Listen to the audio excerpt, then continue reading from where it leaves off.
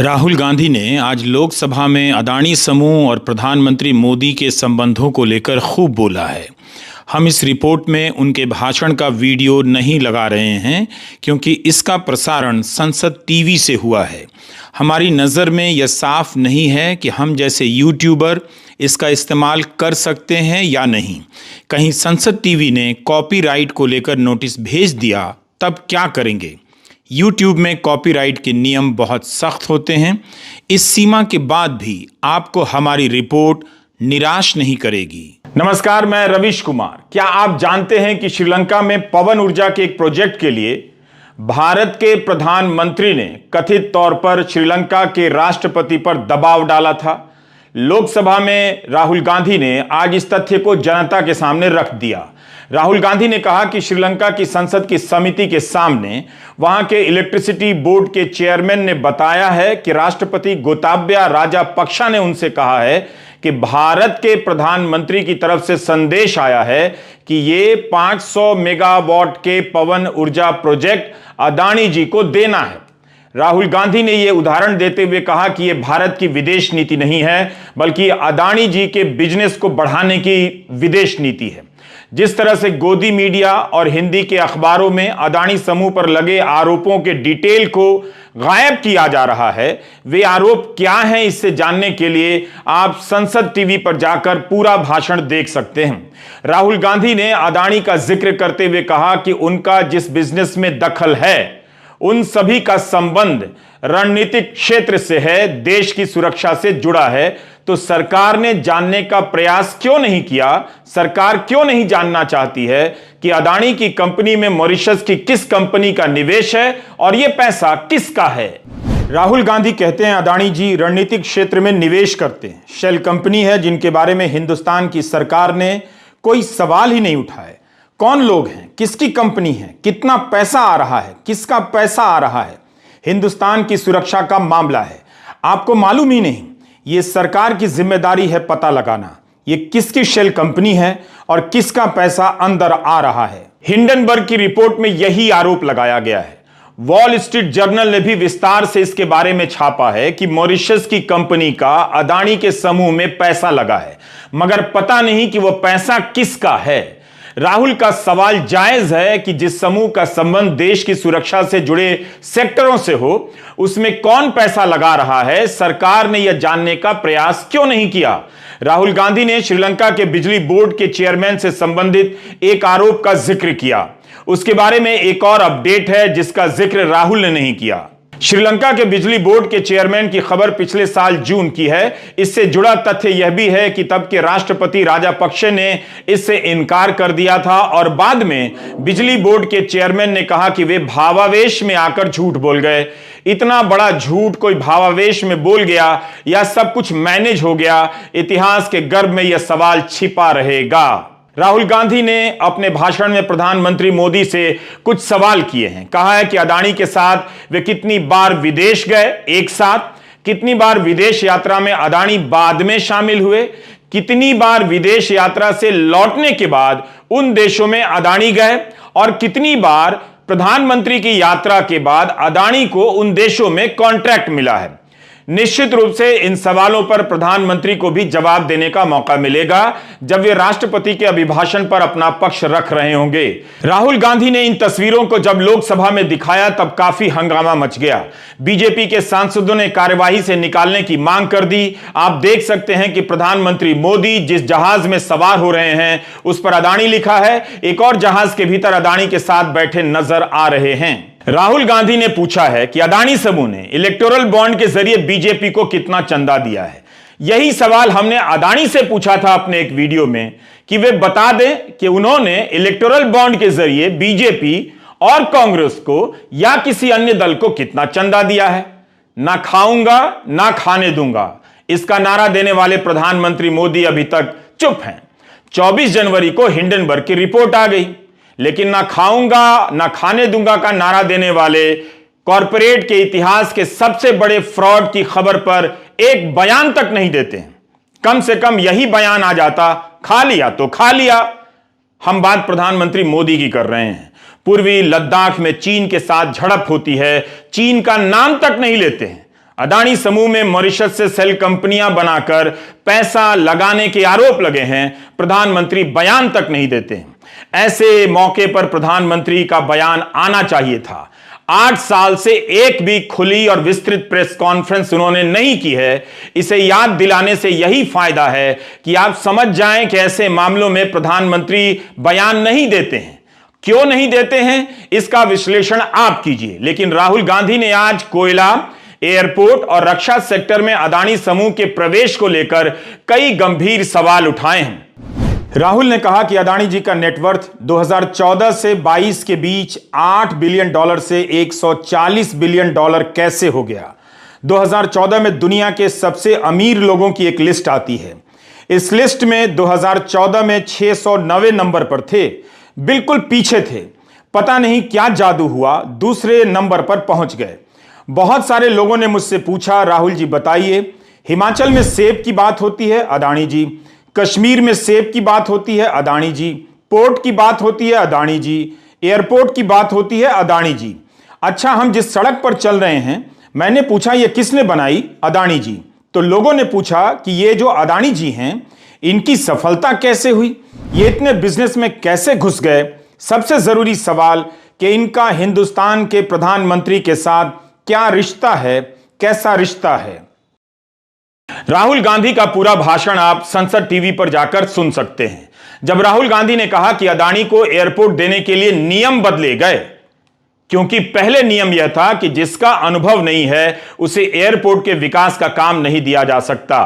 तब बीजेपी की तरफ से कहा गया कि जीएमआर को भी काम दिया गया, उसे कौन सा पहले का अनुभव था। और रविशंकर प्रसाद ने नियमों का हवाला देते हुए कहा कि अगर यह सब आरोप लगाए जा रहे हैं तब कांग्रेस सांसद को प्रमाणित करना चाहिए, अनर्गल आरोप लगाने की इजाजत नहीं दी जा सकती। लेकिन राहुल गांधी नहीं रुके। वे पूरे भाषण को अदानी के हिसाब से तैयार कर लाए थे। उन्होंने मुंबई एयरपोर्ट का उदाहरण देते हुए कहा कि सीबीआई और ईडी का इस्तेमाल कर जबरन इस एयरपोर्ट को अदानी समूह को दिलवाया गया।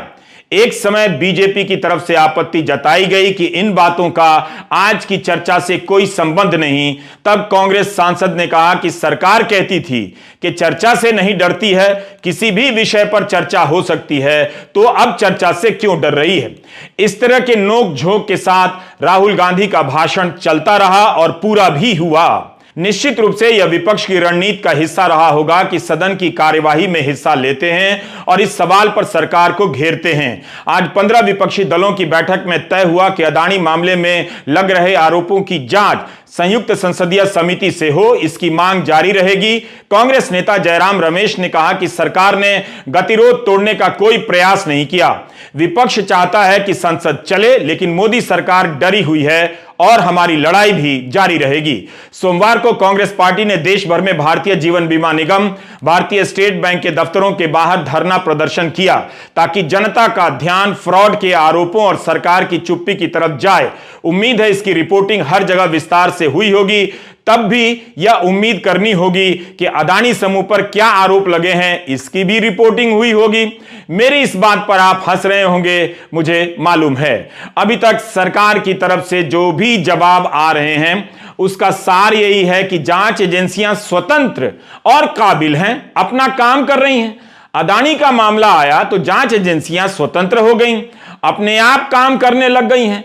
कोई इन स्वतंत्र एजेंसियों से पूछे और सरकार से पूछे कि मॉरिशस की सेल कंपनियों की हिस्सेदारी और निवेश के आरोप तो पहले भी लगे हैं, तब उन स्वतंत्र जांच एजेंसियों ने अपना काम क्यों नहीं किया और उस काम को अंजाम पर क्यों नहीं पहुंचाया। कोई बिजनेस लाइन की इस खबर का हाल ही पूछ ले कि अदानी 2022 के अक्टूबर महीने में 2 बार सेबी की चीफ से क्यों मिलने गए थे, जबकि सेबी उनसे जुड़े मामले की 1 साल पहले से जांच कर रही थी। तृणमूल सांसद महुआ मोइत्रा के आरोपों वाले पत्र के जवाब में जून 2021 में सेबी ने तो यही कहा था कि जांच हो रही है। तो उस जांच का क्या हुआ? अदानी और सेबी की चीफ की मुलाकात का क्या हुआ? राहुल गांधी को यह भी पूछना चाहिए था कि मेरे बारे में अफवाह उड़ाई जा रही है कि मैं हिंडनबर्ग के दफ्तर में 7 बार गया, लेकिन इसकी चर्चा ही नहीं हो रही है कि अदानी सेबी के दफ्तर में 2 बार क्यों गए। क्या पिछले साल बिजनेस लाइन में जो खबर छपी थी वो यूं ही छप गई थी? गोदी मीडिया के एंकर अदानी प्रकरण को लेकर किस तरह से मंत्रियों से सवाल कर रहे हैं, इसे भी आप नोट कीजिए। विपक्ष के आरोपों का हवाला देते हैं अपने सवाल में और उन आरोपों का मजाक भी उड़ाते हैं। पहली बार हो रहा है जब देश का गोदी मीडिया भ्रष्टाचार के आरोपों के साथ खड़ा है, अपनी चुप्पी के सहारे उसका समर्थन कर रहा है। सरकार से जैसे ही जवाब मिलता है कि एजेंसियां स्वतंत्र हैं, गोदी मीडिया संतुष्ट हो जाता है, खुश हो जाता है कि काम हो गया, जवाब मिल गया। क्या कभी आपने इन स्वतंत्र एजेंसियों को विपक्ष के अलावा बीजेपी के सांसदों, विधायकों और समर्थकों के यहां स्वतंत्र रूप से काम करते हुए देखा है? क्या यह मान लिया जाए कि इतना बड़ा हिस्सा भ्रष्टाचार मुक्त हो गया है? अदानी समूह पर आरोप लगे हैं तो उसकी जांच क्यों नहीं हुई? क्या बाहर की कंपनी जो पैसा लगा रही है, यह जाना नहीं जाए कि किसका पैसा है और कितना पैसा है? इन स्वतंत्र एजेंसियों ने जिस तरह से शर्जील इमाम, सफूरा जरगर, आसिफ इकबाल तन्हा, सिद्दीक कप्पन के खिलाफ मामले गढ़े हैं, उससे इनकी स्वतंत्रता जाहिर हो जाती है। फर्जी राष्ट्रीय सुरक्षा कानून तक लगा दिए गए डॉक्टर कफील खान पर, फर्जी आरोप लगाए गए, कभी किसी अफसर के खिलाफ कार्रवाई नहीं हुई और देश को जवाबों की पुड़िया खिलाई जा रही है कि एजेंसियां स्वतंत्र हैं, वो जांच कर रही हैं। हमने 6 फरवरी के वीडियो में बताया था कि न्यूयॉर्क यूनिवर्सिटी के फाइनेंस के प्रोफेसर अश्वथ दामोदरन के ब्लॉग पोस्ट की बहुत चर्चा है। दामोदरन ने संतुलित भाषा में अदानी समूह की विकास यात्रा का विश्लेषण पेश किया है। दामोदरन ने लिखा है कि भारत विकास के मामले में चीन को पीछे छोड़ने की तैयारी में लगा है। यह सच हो या ना हो, लेकिन हिंडनबर्ग की रिपोर्ट ने भारत के विकास की कमजोर कड़ियों को उजागर कर दिया है। अदानी समूह ने तेजी से तरक्की की। अदानी एंटरप्राइजेस का राजस्व पिछले 2 दशकों में बढ़ा, लेकिन मुनाफा नहीं बढ़ा, क्योंकि कई बार निवेश का रिजल्ट आने में समय लगता है। इस वजह से भी नहीं बढ़ा कि बिजनेस में मुनाफा होता ही नहीं। इस तरह के बिजनेस में बिजनेस की प्रकृति ऐसी थी कि राजस्व के बढ़ने के साथ साथ निवेश को भी बढ़ना था। निवेश आया कैसे? कर्ज के लिए बॉन्ड जारी करके। इसलिए भी अदानी समूह के बही खाते में लोन का भार दिखता है, मगर कंपनी कभी आर्थिक संकट में नजर नहीं आई। इस समूह में अदानी परिवार के 73% शेयर हैं। दामोदरन लिखते हैं कि इसमें कोई बदलाव नहीं आता है। मुनाफा कम होने के बाद भी राजस्व बढ़ता है। समूह के राजनीतिक संबंधों के कारण निवेश भी आने लगते हैं। हिंडनबर्ग की रिपोर्ट में बहुत सी सुनी सुनाई बातें हैं, लेकिन मूल रूप से बही खाते में गड़बड़ी और शेयरों की कीमतों में हेरफेर पर जोर दिया गया है। दामोदरन कहते हैं कि मुझे लगता है कि समूह ने नियमों के साथ खेल किया है। इंट्रा पार्टी हस्तांतरण के जरिए खुद को मजबूत दिखाया है कि इस कंपनी को लोन दिया जा सकता है। इस समूह को लेकर जो संदेश जाहिर किए जा रहे हैं, उनमें दम नजर आता है। दामोदरन की बहुत सी बातें तकनीकी हैं जिन्हें हिंदी में बताना मेरे लिए आसान नहीं, लेकिन उनका एक ब्लॉग पोस्ट है, आप वहां जाकर पूरा पढ़ सकते हैं। दामोदरन का इस बात पर जोर है कि अदानी समूह की तरक्की के पीछे राजनीतिक संबंधों का भी योगदान है। राहुल गांधी ने भी आज अपने भाषण में कहा कि हार्वर्ड बिजनेस स्कूल को इस बात का अध्ययन करना चाहिए कि प्रधानमंत्री मोदी से रिश्तों के कारण अदानी समूह की तरक्की कैसे इतनी हो गई। एक नाम सब जगह सुनने को मिला, अदानी। यह नाम पूरे हिंदुस्तान में केरल, महाराष्ट्र, कर्नाटक, हिमाचल, कश्मीर, सब जगह अदानी अदानी अदानी अदानी। और इस नाम के बारे में जब लोग बोलते थे तो 2-3 सवाल जरूर पूछते थे। ये पूछते थे कि ये जो अदानी जी हैं, ये किसी भी बिजनेस में घुस जाते हैं, ये सफल हो जाते हैं, ये कभी फेल नहीं होते। युवाओं ने पूछा कि ये क्या हो रहा है, हम भी सीखना चाहते हैं। मोदी जी ने कहा है स्टार्टअप करो, हम भी अदानी जी जैसा करना चाहते हैं कि किसी भी बिजनेस में घुस जाओ, एकदम सक्सेस हो जाए। दूसरा सवाल था कि ये अदानी जी पहले 1-2 बिजनेस करते थे, अब ये 8-10 सेक्टर में काम करते हैं। Airport, port, data sector, cement, solar energy, wind energy, consumer, finance, renewable और मीडिया। ये सब वो आरोप हैं जो हिंदी के अखबारों में विस्तार से नहीं छापे जा रहे थे, राहुल गांधी ने उन आरोपों को करीने से हिंदी में ही देश के सामने रख दिया। इसके बाद भी उनके भाषणों को जनता तक कितना पहुंचने दिया जाता है, यह देखना भी आपका काम है। राहुल गांधी ने कहा कि रक्षा के क्षेत्र में भी अदानी समूह का अनुभव जीरो था, मगर जो कॉन्ट्रैक्ट हिंदुस्तान एरोनॉटिक्स लिमिटेड को जाना चाहिए वो अदानी समूह को चला गया। यह रिश्ते के कारण हुआ। एल्बिट कंपनी के साथ भारत में अदानी जी ड्रोन बनाते हैं, ड्रोन को सेना के लिए रिफिट करते हैं। अदानी जी ने यह काम कभी नहीं किया है। HAL कंपनी यह काम करती है, हिंदुस्तान में और भी कंपनियां यह काम करती हैं। मगर प्रधानमंत्री जी इजराइल जाते हैं और उसके एकदम बाद अदानी जी को यह कॉन्ट्रैक्ट मिल जाता है।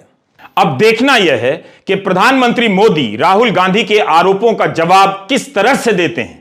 अदानी ने कहा है कि उनके समूह पर लगे आरोप भारत पर हमला है, तो क्या प्रधानमंत्री भी अदानी समूह की यह लाइन दोहराएंगे? तब तो यह आरोप और मजबूत हो जाएगा कि पहले अदानी कहते हैं, बाद में मोदी जी भी वही कहते हैं। प्रधानमंत्री को बताना चाहिए कि अगर भारत की किसी कंपनी समूह में मॉरिशस की कंपनी का पैसा लगने के आरोप हों तो सरकार क्यों बचाव करती है, सरकार जांच क्यों नहीं करती है? क्योंकि अदानी समूह रक्षा के क्षेत्र से जुड़े कई सेक्टरों में काम करता है। प्रधानमंत्री मोदी को बताना चाहिए कि अदानी जब सेबी के चेयरपर्सन से 2 बार मिलने गए तो क्यों मिले और इसका उनके समूह के खिलाफ चल रही जांच पर कोई असर तो नहीं पड़ा। मूल सवाल यह है कि प्रधानमंत्री की तरफ से कोई ठोस जवाब आएगा या कल भी भावुकता पैदा की जाएगी।